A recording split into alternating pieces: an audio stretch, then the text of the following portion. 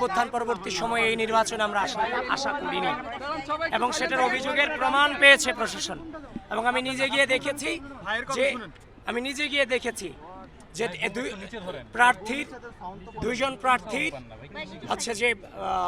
দুইজন প্রার্থীর যে নামের পাশে ক্রস চিহ্ন দেওয়া ছিল আগে থেকেই, অভিযোগের পর আমি ভিতরে গিয়েছি, সেটা তারা স্বীকারও করে নিয়েছে।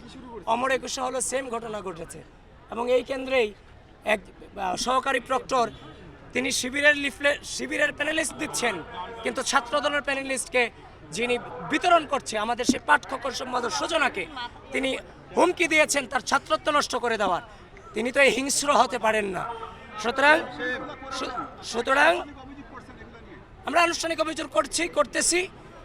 মনে রাখবেন, যারা কারচুপি করেছে ইতিমধ্যে অভিযোগ এসেছে।